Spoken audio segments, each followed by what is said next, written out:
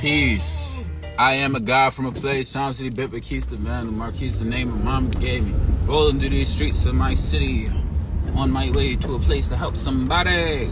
I am thinking about this morning a couple things. I love history. There was this Tupac book I had when I was growing up. It's my pop's book, but like this gold book, and there's a picture album of Tupac's experience as he was growing up. From 1984 to 1988, Tupac lived in Baltimore. A lot of people don't know that, but he lived in Baltimore. His mother had lost her job in New York, and they had to come down to this place. This place that a lot of people got some type of history in. For years, Baltimore has been a hated place. It's funny because in the book, it literally says I had to go to total ignorance town.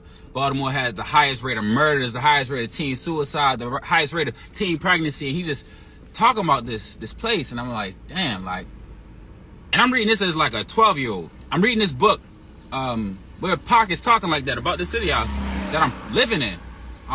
And not only living in, I'm growing up in it. So I'm witnessing everything he's talking about. I'm witnessing teenage pregnancy. I'm witnessing teenage murder. I'm witnessing, like, oh, I got a homie who got a gun. And like, oh, I got a cousin who got a homie that got a gun. And like these traumas that are occurring aren't just things that like are happening to individuals. They happening to me by, like, it's secondhand. It's like you in a room full of people smoking and you think you're not going to inhale some vapors. You think you're just going to sit in that space and not be affected by it. So, like I'm saying, I read this book as a kid, and it was one of those moments early on where I was just like, I really don't have no idols. Like, it was interesting to think about. Like, I love his music, but I'm like, you can't talk about this place I'm from like that. Because ultimately, it was this thing in my mind where it's like, y'all give up on this place. Y'all give up on this place before it even get a chance to start.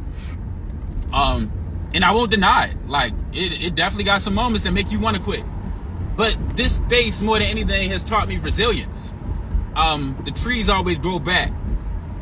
New programs are always sprouting up. They may not be as successful or loved by the world or understood. Like, we may not have the understanding that everybody is given, right? But this space is resilient. I mean, I got people that have overcome some hurdles in their life, like drug addict family members. They didn't have their own abortions. They didn't beat murder cases. They didn't went to prison for murder. Come out, reinvent themselves, and take on all of the accountability that is thrust upon them for their decisions. Like, they take every consequence of the action, but they still decide to do something of light and of God ultimately. So that's another mission, just to say, like, that's what I met God in the gutter concept is about. It's about, like, I'm still gonna honor God, even though I'm in these spaces, I'm showing up in these ways that everybody don't approve of.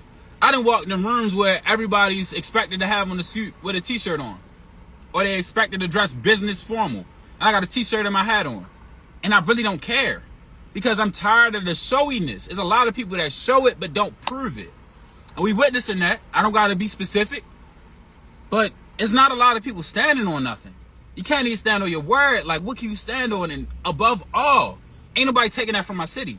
Ain't nobody taking the fact that people standing on their word. If they're gonna be knucklehead, they the loudest knuckleheads you ever found. When they get right with God, if they're getting right with Allah, if they're getting right with Jesus, if they're getting right, they really getting right in a way that I don't see everybody stepping like. Pride is a big thing here. But a man that makes it beyond his pride in this space is a gem. Like, is golden. And like I said, I'm blessed to know a lot of amazing people because of the pains we've gone through here. Yeah, like just that part. I'm also mentioning that to say, like, I used to tell people I'm from Baltimore and I didn't get no sympathy for it. I would get disgust. I hear people talk about, well, such and such is from this place, so you know, like, you know how it is there. It wouldn't, you know how it is here. Like, it was just, oh, you must be dumb.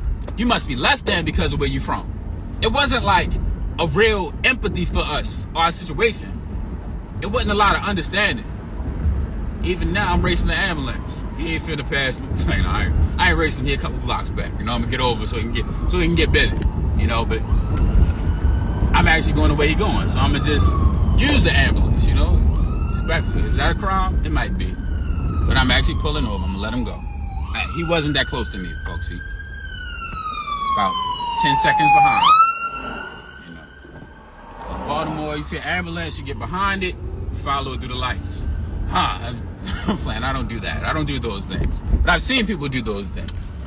I've been witness. I've been a witness to that. But I'm just saying. I'm saying what I'm saying. I'm seeing what I'm seeing. And I'm grateful. Y'all have a great day. Love on somebody. Love yourself. Be proof of your actions.